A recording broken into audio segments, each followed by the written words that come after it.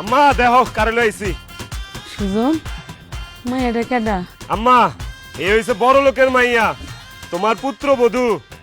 এই যে তোর শাশুড়ি আম্মা, যা কদম বুঝি কর। কদম মুচি কি? আরে মূর্খর ঘরে মূর্খ, তোর বাপে তোর নম্রতা ভদ্রতা সভ্যতা কিছু শিখায় নাই না? তুই আসলে একটা মূর্খ। আমি তোর দেখাইতেছি কেমনে কদম বুঝি কর, আমার দেখা দেখা করবি। এ দেখ কর। হোয়াট? আমি উনাকে সালাম করব? এই মহিলার পা দেখছো, পায়ে কত ময়লা, সে মাটির উপর দিয়ে হাঁটাহাঁটি করতেছে। তাকে সালাম করলে আমার হাত নোংরা হয়ে যাবে। আমি ম্যানিকিউর করে আসছি, ইউ আন্ডারস্ট্যান্ড? ওরে বন্দির করে বন্দি, আমার মায়ের পায়ে ধরে সালাম করলে তোর হাত ময়লা হয়ে যাবো গা। তোরে আমি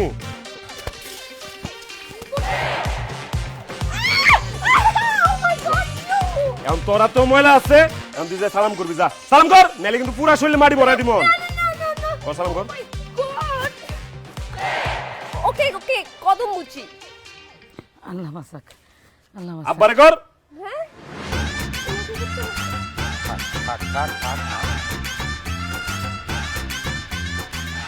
সুজন বৌমার লয়ে ঘরে যা। ঘর? এখানে ঘর কোথায়? আশেপাশে সব তো মুরগির খামার। জি না, মুরগির খামার না, এখানে মানুষ থাকে, আমরা বাস করি, আমাদের ঘর। হোয়াট? এই মাটির বানানো ঘরগুলো আপনাদের? ওএমজি, এখানে মানুষ থাকে কিভাবে? সুখে থাকে, শান্তিতে থাকে, আরামে থাকে। যে সুখ শান্তি তখন ঢাকা শহরের বড় বড় দালান কোঠার মধ্যে নাই। কি আম্মা তোমরা তো ঝাড়ু কিনলি গা? উঠানটা ঝাড়ু দিতে লইছিলাম বাবা। খবরদার আম্মা, আজকের পর থেকে তুমি আর কোনোদিন উঠান ঝাড়ু দিবা না। এই যে তোমার বৌমা লয়ে আইছি, তোমার বৌমা এখন থেকে উঠান ঝাড়ু দিব। হোয়াট? আমি উঠান ঝাড়ু দিব? খালি উঠান না, এই যে ঘর বাড়ি আশেপাশে যা আছে রাস্তাঘাট সব তুই ঝাড়ু দিবি। ইম্পসিবল, আমি জীবনে উঠান ঝাড়ু দিব না। তুই ঝাড়ু দিতি না? না দিতি না? না। আম্মা, পেন্সিল ঝাড়ুটা ঝাড়ু দিবি না? অক্ষরে ঝাড়ু দিয়া মাইরা তক্তা বানালাম, ঝাড়ু দিবি? আচ্ছা আচ্ছা আচ্ছা, দিব। ঝাড়ু দে। একটা পাতাও জানি উঠানে না থাকে, ঝাড়ু দে।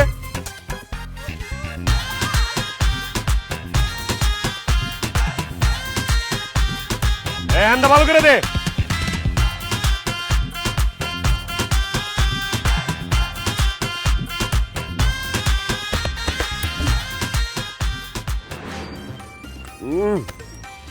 আম্মা গো, ডালটা যে কি মজা হইতে। আব্বা ঠিক কয়, ডালের মজা তলে। ঘরে তো রসুন আসিল না, অল্প আসিল। রসুন বাড়াই দিলে ডালটা আরো মজা হইতো।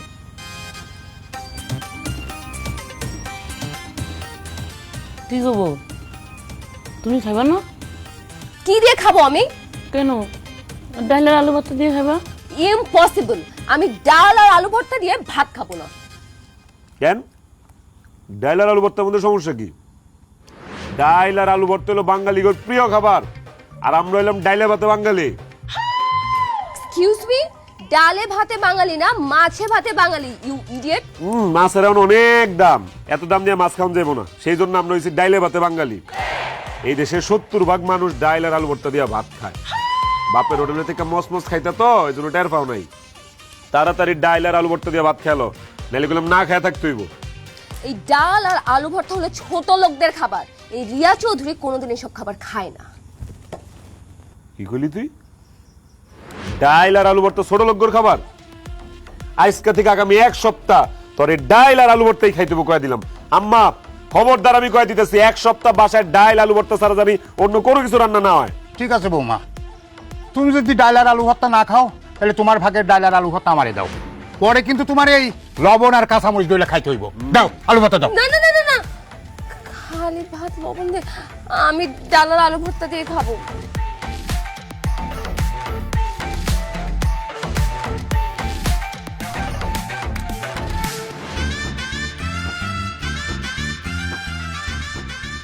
খা খা, পেট ভরে খা সেরি। আব্বাই কয় না ডালের মজা তলে, না খেলে বুঝবি কেমনে, খা। ওহো, বিয়ার পর থেকে নিজের হাতে আর খাইতেই মন চাইতেছে না। বউ দাও, তুমি একটু খাওয়াই দাও। শুনো, ইম্পসিবল, আমি তোমাকে খাওয়াই দিব না। আমার খাওয়া শেষ, আমি উঠে গেলাম। বৌমা, আমার পোলা রে নলা দিয়ে নিচেতে খাওয়াই দাও, মহব্বত বাড়বো।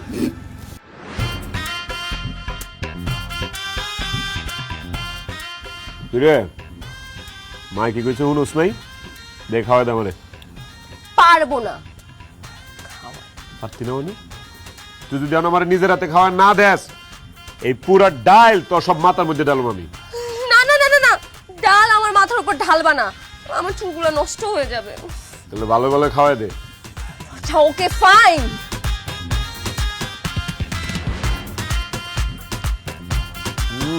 বউয়ের হাতে লোকমা দিতে ভালো লাগে।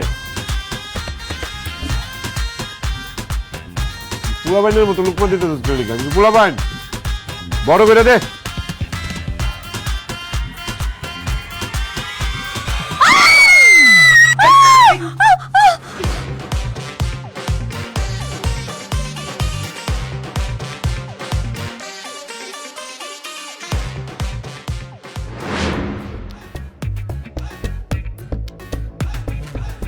আরে কত স্বপ্ন আছিল আমার যে বিয়া কইরা যখন বাসর ঘরে ঢুকুম যেমন বাসর ঘরটা ফুল দিয়া সাজানো।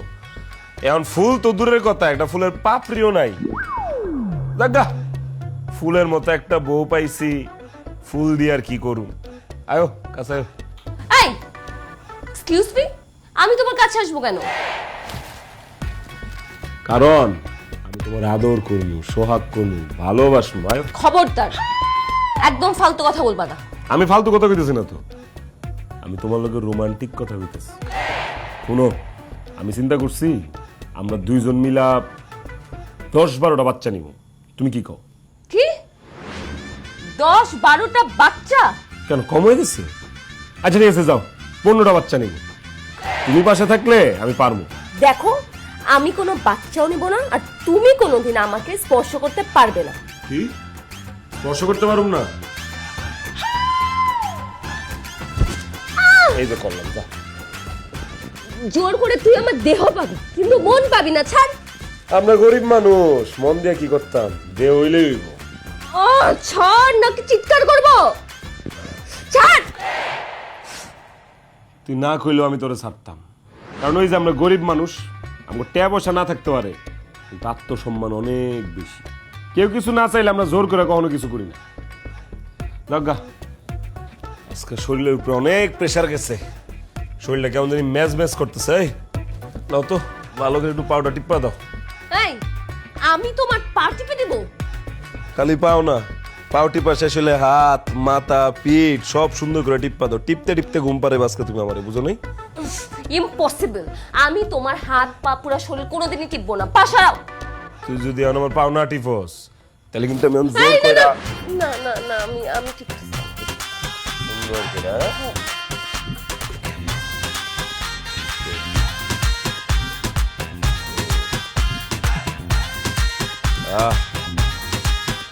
এরে সুখে।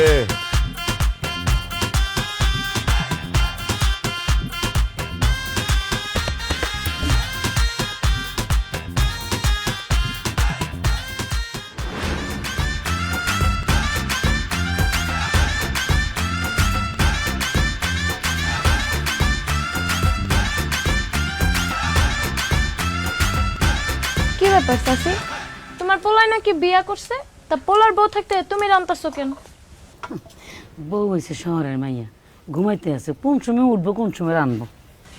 তুমি অনেক সহজ সরল চাচি। তুমি যদি আমার লগে তোমার পোলার বিয়া দিতা তাহলে তোমার আর কষ্ট করে রান্দা লাগতো না। আমি তোমার রাইন দাও দিতাম, মুখে তুলা খাওয়াইও দিতাম। আম্মা দেওয়া একটা মাছ লইছিও। কি ব্যাপার আম্মা, তুমি রান্না করতেছো কি লিগা? তোমার বৌমা কই? বউ তো ঘুমাইতে আছে, ডাকছিলাম উঠে নাই। বেলা বাজে 10টা, নবাব জাতি এখনো ঘুমাইতেছে। এর ঘুম আমি বাইর করতেছি, দাঁড়াও। এই ধর।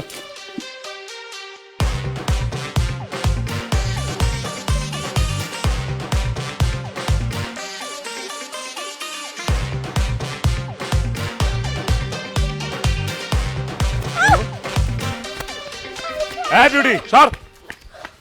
বস বস। আমার মা এনে কষ্ট করে রান্না করতেছে আর তুই আরামের ঘুম ঘুমাইতেছিস, তত সাহস কম না? এই তুই রান্না কর। আমি তো রান্না করতে পারি না। রান্না করতে পারবি কেমনে? তোর কি আর হে গুণ আছে?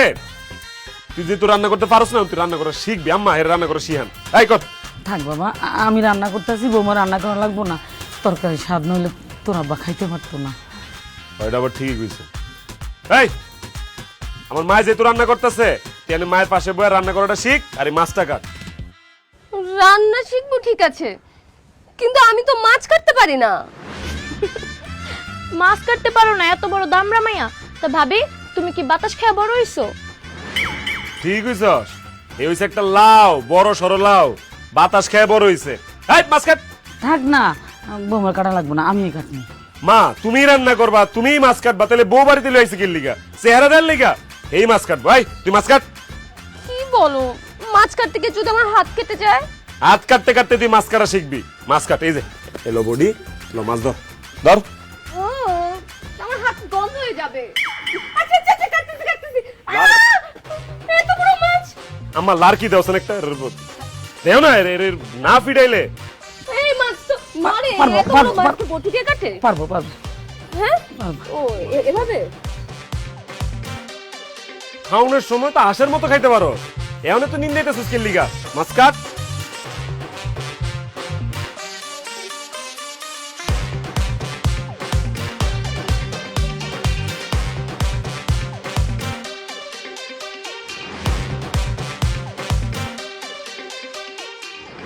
আরে পুকুরের মাছটি সব বড় হয়ে গেছে, লাফালাফি শুরু করছে দিতাম, দেখছো? কি ব্যাপার, তুমি আমাকে এখানে নিয়ে আসছো কেন? এটা হইছে আমগর পুকুর, তোমার লগে পুকুরের পরিচয় করাইতে নিয়ে আসছি। আর আমরা এই পুকুরে গোসল করি, তুমি অন থেকে এই পুকুরে গোসল করবা। হোয়াট? এখানে গোসল করো? এরকম খোলা জায়গায় মানুষ গোসল করে কিভাবে? এই আশেপাশে লোকজন থাকলে সবকিছু দেখে ফেলে না? ও, এখন বুঝতে পারছি তোরা ঢাকা শহরের মাইয়ারা বাথরুমের মধ্যে কেমনে গোসল করস। ও, আমরা এই পুকুরের মধ্যে অনেক সভ্য শালীন ভাবে গোসল করি, জামা কাপড় পরে ফিটফাট হয় তারপর গোসল করি। যাই হোক, আমার এই জামা কাপড়গুলো নোংরা হয়ে গেছে, এটা ধুয়া দে ল। এই, আমি তোমার এইসব জামা কাপড় ধোবো? খালি আমার না, আমার আম্মার শাড়ি, আব্বার লুঙ্গি, পাঞ্জাবি সব তোর ধুন লাগবো, ভালো করে ধুইতে বোঝেন, একটু ময়লা না থাকে। ধর। আমি পারবো না, এসব জামা কাপড় ধুলে আমার হাত ব্যথা করবে। যদি তুই এই জামা কাপড় না ধোস তাহলে এখন তোর আমি ধাক্কা মেরে পানির মধ্যে ফালাই দিলাম। এই না না না না না, দুচ্ছি দুচ্ছি দুচ্ছি, দাও দাও দাও। এই দাঁড়া, আমার লাগবো না দিতে, এলো চল, তোর নামাই দিয়ে আস্তে আস্তে নাম, উৎসা খায় পড়িস না, নাম।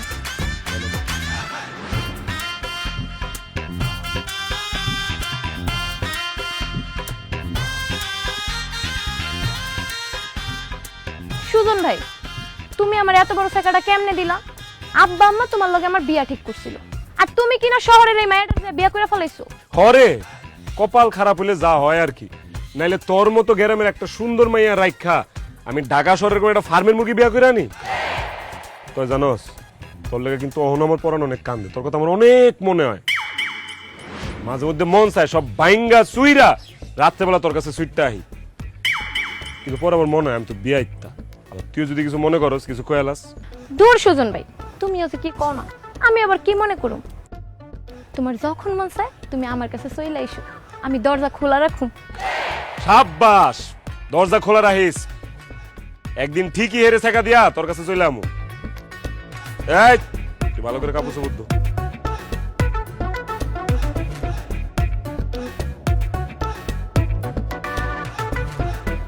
জানো ভাবি, তোমারে বিয়া করার আগে সুজন ভাই তো আমার লেগে পাগল ছিল, আমার পিছনে পিছনে চকলেট, আচার, ফুল এগুলা নিয়ে ঘুরতো, আমি তো পাত্তাই দিতাম না। কিন্তু এখন তো দেখতেছি তোমারে বিয়া করার পরও হ্যাঁ আমার লেগে আগের মতোই পাগল আছে। আমি মনে অনেক সুন্দরী, তাই না ভাবি? যাও। বুঝছি, জলে।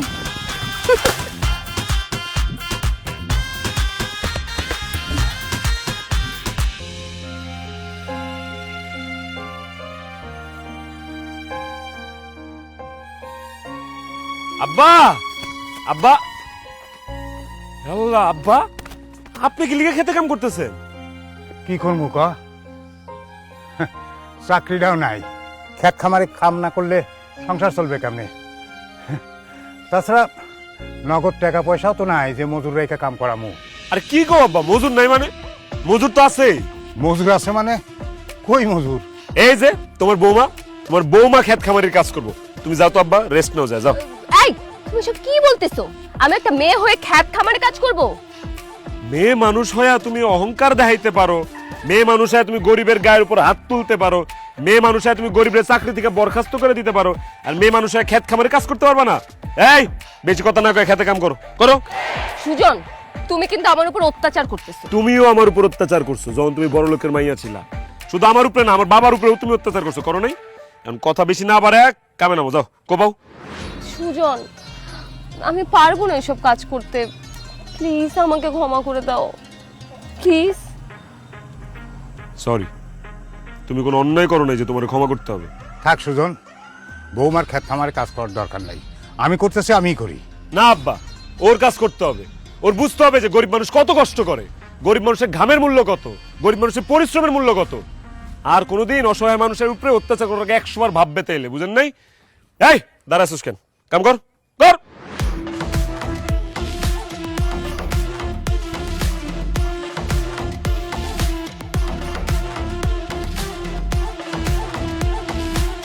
এগুলি শেষ করে তারপর বাসায় আয়।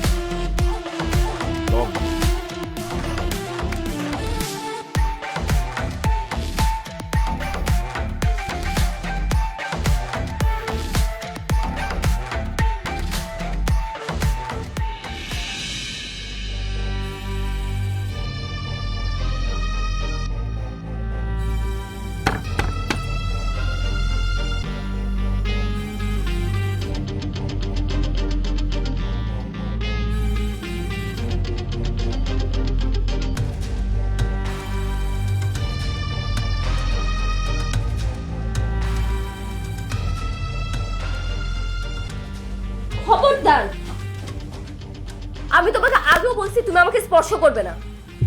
আমি তোর জামাই, আমি তোরে না ছিল কেডা শুইব রে? দেখ আজকে বন্ধু বান্ধবের লগে একটু মজা মাস্তি করে আইছি, আজকে একটা মুড আছে, না করিস না। আয়। দেখো, আমি তোমাকে বিয়ে করছি আমার বাবার ইচ্ছায়, তোমার সাথে গ্রামে আসছি আমার বাবার মান সম্মান বাঁচানোর জন্য। এখানে আসার পর তুমি আমাকে দিয়ে যা যা করাচ্ছ তাই তাই করতেছি, যেভাবে বলতেছো ঠিক সেভাবে চলতেছি, কিন্তু এই একটা জায়গায় আমি কোনো ছাড় দিব না। আমি তোমাকে যতদিন পর্যন্ত মন থেকে স্বামী হিসাবে না মেনে নিব ততদিন পর্যন্ত তুমি আমাকে স্পর্শ করবে না। এই, তুই যদি আমার সারা জীবন স্বামী হিসেবে মাইনা নিতে না পারোস তাইলে তাহলে কোনোদিন তুমি আমার স্পর্শ পাবে না। এটা তো আমি জানি, ওই আমি যে সারা জীবন স্বামীর মর্যাদা পাবো না তোর কাছ থেকে এটা আমি জানি, কারণ তোর তো আমারে পছন্দই না। এই তুই যেহেতু সারা জীবন আমারে স্বামীর মর্যাদা দিতে পারবি না, তোর আমি বিয়ে করছি কি লিগা? পুতুল বানায় আর লেগে বিয়ে করছি তোর আমি? হ্যাঁ, আমার পুতুল লাগতো না, পুতুল আমার দরকার নাই, আমার দরকার আদর, আমার দরকার ভালোবাসা, আমার দরকার সোহাগ। পারবি না? তুই যদি আমার আদর ভালোবাসা সোহাগ দিতে না পারস তাহলে আমিও তোর লগে থাম না, দরকার নেই তোরে আমার। যা, তোর লগে থাম না আমি, যা তুই থাক তোর মতো।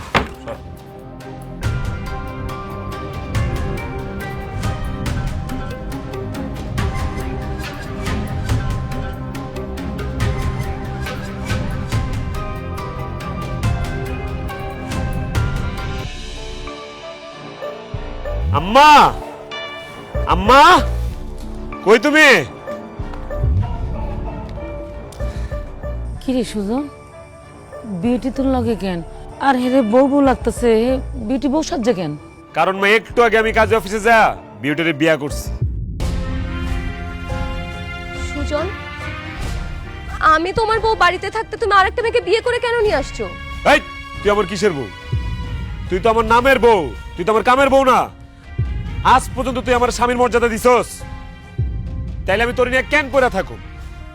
যে আমার স্বামীর মর্যাদা দিব, আদর সোহাগ যত্ন ভালোবাসা দিব, আমি তারে বিয়ে করে নিয়েছি। তোর মতো বড় লোকের মাইয়ারে বিয়ে করে আমি আমার বাড়িতে কাজের মায়ের মতো কাম করাইছি, আমার প্রতিশোধ লওয়া শেষ। তোর আর কোনো দরকার নেই, তুই যা যা। বাবা,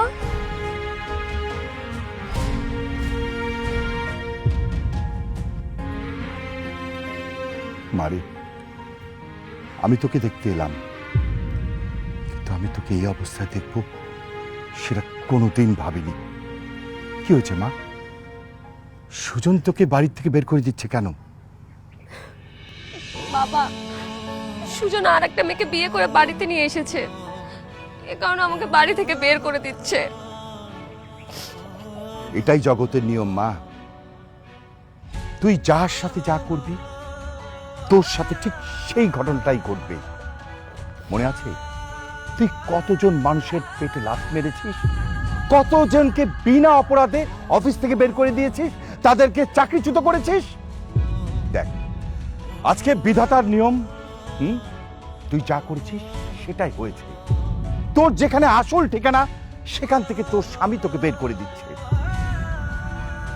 চল মা আমরা ঢাকায় ফিরে যাই, আয়। না বাবা, আমি যাব না। আমি আমার স্বামীর সাথেই সংসার করতে চাই। বাবা, পরলোকের মেয়ে হয়ে আমি কখনোই জীবনটাকে চিনতে পারিনি, বুঝতে পারিনি। মানুষের সাথে খারাপ ব্যবহার করেছি সব সময়।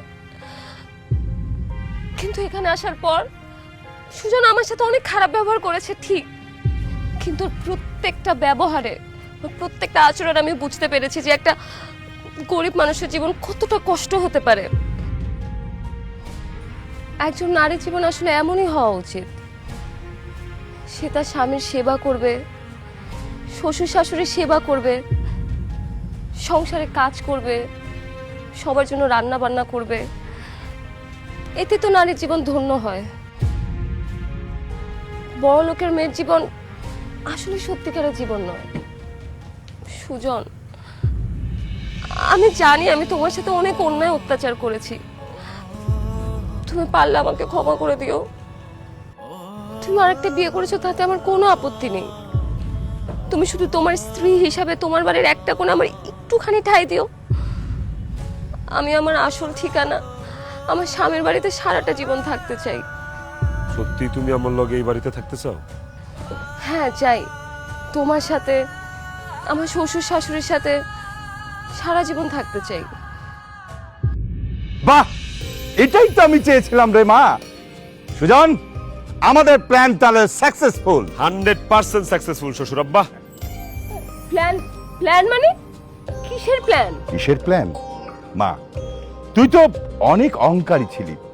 অবশ্য আমি নিজেই তোকে টাকা পয়সা আদর ভালোবাসা দিয়ে অহংকারী বানিয়েছিলাম, কিন্তু একটা মেয়ে মানুষের এত অহংকারী হওয়া ভালো না। আমি সবসময় চাইতাম যে তুই অহংকার থেকে দূরে থাক, কিন্তু সেটা কখনোই পারিনি। কিন্তু এই সুজনকে আমি যেদিন প্রথম দেখেছি সেদিনই আমার কেন জানি মনে হয়েছে এই সুজনই পারবে তোর অহংকার দূর করতে। তারপর আমি, সুজন আর সুজনের বাবা মিলে একটা প্ল্যান করি। হ্যাঁ, তোর সাথে সুজনের বিয়ের প্ল্যান। এরপর আমি সুজনকে 5 লাখ টাকার চ্যালেঞ্জ ছুড়ে দেই। সেটা সুজন অ্যাকসেপ্ট করে। আমার অফিসের স্টাফকে দিয়ে সুজনের কাছে আমি 5 লক্ষ টাকা পাঠাই। সেই 5 লক্ষ টাকা সুজন আমাকে দেয়। তারপর তোকে বিয়ে করে এখানে নিয়ে আসি। আর এই যে বিউটিকে দেখছো, ওকে আমি বিয়ে করিনি। এটাও তোমার বাবার আর আমার প্ল্যান।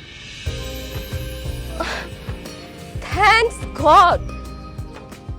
তার মানে পুরো প্ল্যান তোমার ছিল? মারে, তুই আমাকে ক্ষমা করিস। এই প্ল্যানটা যদি আমি না করতাম তাহলে তোকে বদলাতে পারতাম না। ভাবি, তুমি আমারে মাফ করে দিও। আমি আসলে সুজন ভাইয়ের কথাই তোমাকে সংসারে সুখ শান্তি ফিরে আনার লেগেই তার বউ সাজার নাটক করছি। বৌমা, আমারে ক্ষমা করে দিও। আমি তোমার সঙ্গে অনেক অন্যায় আচরণ করছি। আসলে তোমার বাবার কথা মতোই তারে আমি কথা দিয়েছিলাম বলে এটা করতে বাধ্য হয়েছি। না বাবা, আপনারা কেউ আমার কাছে ক্ষমা চাবেন না। ইনফ্যাক্ট আমি আপনাদের সবাইকে ধন্যবাদ জানাচ্ছি। আপনারা সবাই মিলে প্ল্যানটা না করলে আমি কোনোদিনই বুঝতে পারতাম না জীবন কি। আপনারা যা করেছেন আমার জন্য খুব ভালো করেছেন। আমি আপনাদের সবাইকে নিয়ে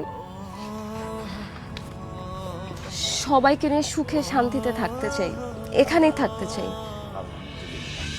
তাহলে কিন্তু আবার বিয়ে হইব, অনুষ্ঠান হইব, গান বাজনা হইব, সবাই মিলে আমোদ ফুর্তি করবো, কি বলেন? অবশ্যই